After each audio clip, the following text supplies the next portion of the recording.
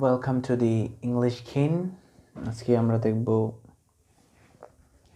ধরেন আপনার বোর্ডে লেখার কথা আর কথা আপনার এখন লেখার কথা আর হচ্ছে কি পাস্টে লেখার কথা ছিল।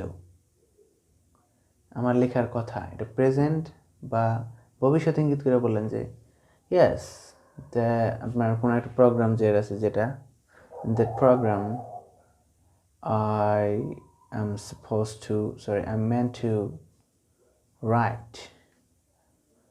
তো আপনার এখানে এম দিয়ে দেখুন I'm meant to work, এখানে দুইটা জিনিস আছে। meant to এটা এটাও ইংলিশে ইউজ করা হয়, বাট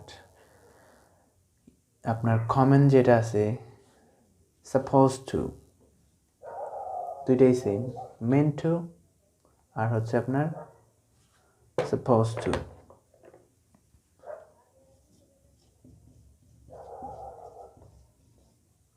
supposed to সেম, দুইটাই জেনে রাখেন। দেখবেন বেশিরভাগ মানুষই সাপোজ টু ইউজ করে বাংলাদেশে, বাইরেও ইংলিশ কান্ট্রিতেও মেন টু আছে। তো আমরা দুইটা দিয়ে প্র্যাকটিস করতে পারি, বাট মেন টু দিয়ে দেখাচ্ছি। সাপোজ টু দিয়ে আপনি হয়তো কোথাও শিখছেন, না শিখলেও প্র্যাকটিস করাবো। I am meant to work, আমার কাজ করার কথা। You are meant to work, তোমার কাজ করার কথা। He is meant to work, তার কাজ করার কথা। শুধু যে লেখা থাকলে মনে করবেন এ খুব ভালো লিখে দিছে সব, বাট আপনি মুখ থেকে শুনেন, ওইটা আপনি আপনার কপিতে, আপনার পেপারে রাইট ডাউন করে ফেলেন তাড়াতাড়ি, এবং তারপর প্র্যাকটিস করেন। এটা কিন্তু আপনার জন্য আরও ভালো হবে।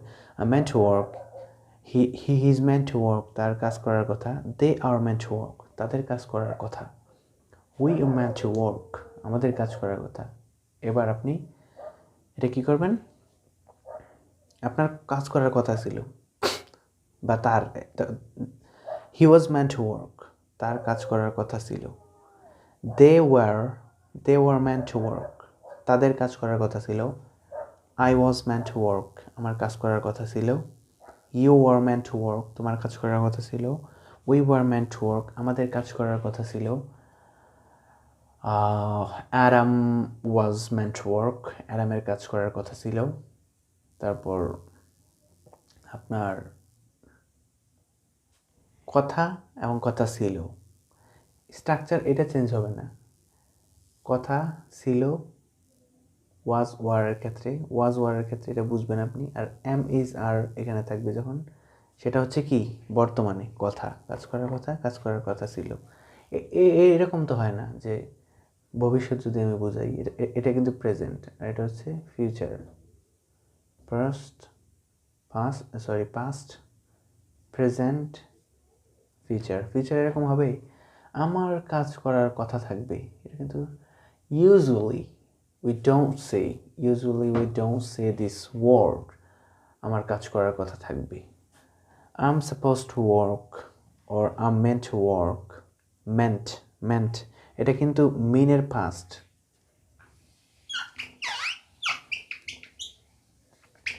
এটা কি মিন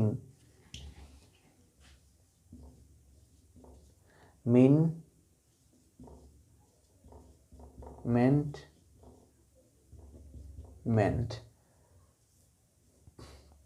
প্রেজেন্ট, পাস্ট পার্টিসিপল। ঠিক আছে, সো দুইটা কিন্তু একই বানান। হ্যাঁ, এটা কিন্তু আপনার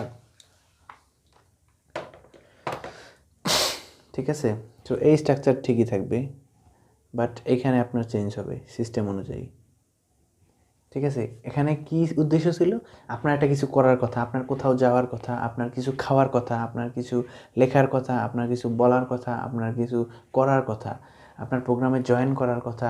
দেখেন হাজারো ওয়ার্ড পাবেন আপনি যদি চিন্তা করেন। আপনার লাইটটা অফ করার কথা, তখন কি বলবেন, you are suppose to turn off the light, you are meant to switch off the light, you are meant to turn off the fan, you are meant to turn down the volume, আপনার কি ভলিউমটা কমানোর কথা রেডিওর। You are turn down the volume of the radio. You are you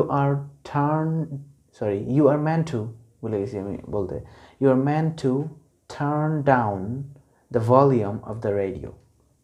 এই ধরনের sentence making করেন আপনি। ভুল হবে, সংশোধন করবেন, ঠিক হয়ে যাবে। মুখে বলেন, ফ্লুয়েন্সি চলে আসবে, মুখের মধ্যে বলার একটা অভ্যাস তৈরি হয়ে যাবে। সো এইভাবে আগান, ঠিক আছে? আজকেরটা ছিল শুধু কোনো একটা কিছু করার কথা ছিল। লাস্ট টিউটোরিয়ালে আমরা কি দেখছি? আমরা দেখছি আমার যেতে হবে, খেতে হবে, করতে হবে, কোনো কিছু করতে হবে। দেখেন, এটা আপনি সারাদিন বলেন আমার এখন উঠতে হবে, আমার এখন যেতে হবে।